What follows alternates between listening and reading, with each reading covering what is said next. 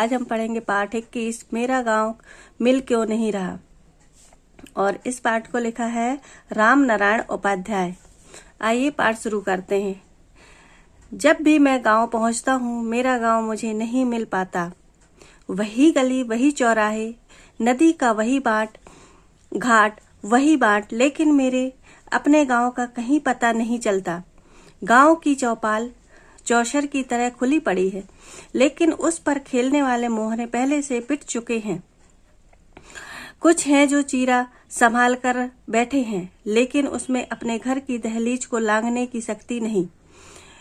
वही कुंडी का पानी और कंडे की आग परस्पर लड़कर बुझ चुकी, जिसके सहारे चिलम के दौर के साथ बातों की छोर को भी भोर से मिला दिया जाता था।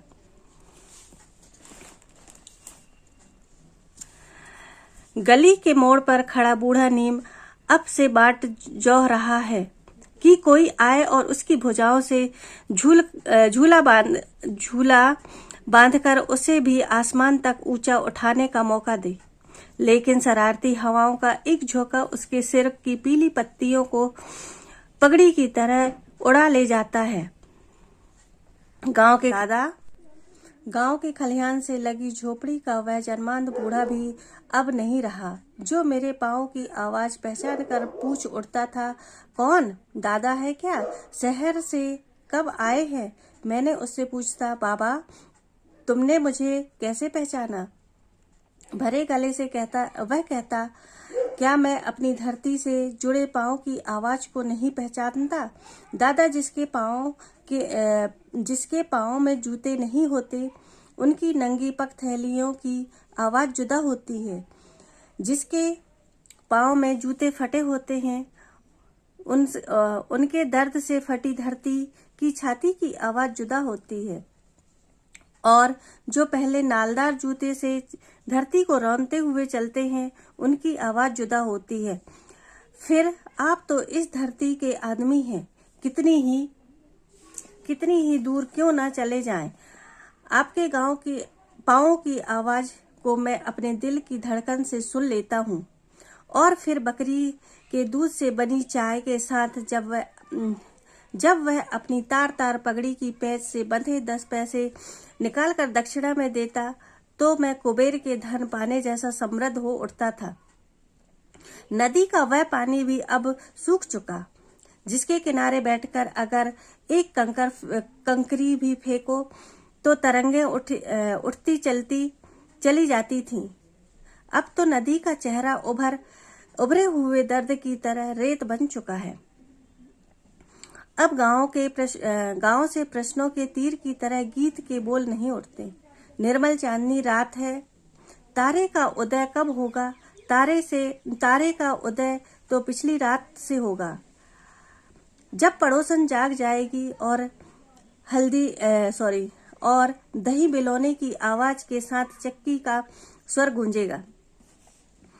गांव के जिस बाड़े में रथ सी सजी गाड़ियां खड़ी रहती थीं, वहीं अब ठलुओं के साथ ठेले खड़े नजर आते हैं। गांव का गोरस बजाए चीखते बच्चों के होटल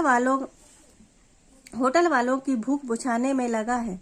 गांव की अमरई में आम अब भी आते हैं, लेकिन उन पर अब कोयल नहीं कूकती, वरना कौवे बैठकर इस बात की चौकसी करते हैं कि कहीं आम को देखकर आम आदमी के मुंह में पानी तो नहीं आ रहा है।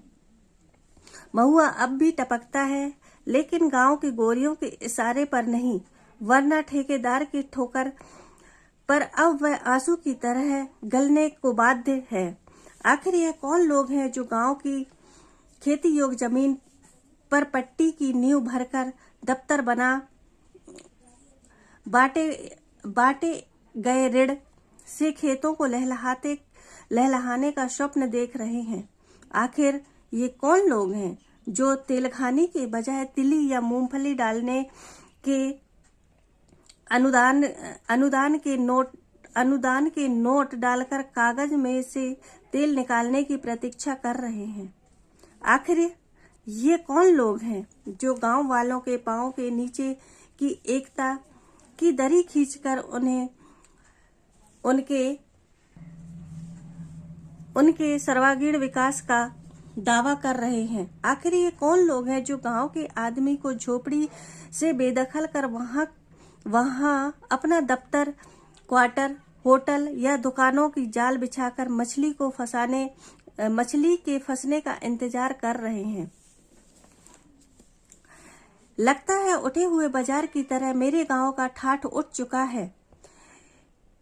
कभी देखा है उठे हुए बाजार का सन्नाटा, जहां नमकीन सेव और गुड़ की पट्टी से चिपचिपाते कागज के जूठे पन्ने हवा में उड़ते फिरते हैं, जहां पान की पीक तथा मूंगफली के छिलके से वहां कभी आदमियों के होने का आभास होता है। अब तो सारा ठाठ उठ चुका है और मैं चिल्ला चिल्ला कर ढूंढ रहा हूं, लेकिन मेरा गांव कहीं नहीं मिल पा रहा है।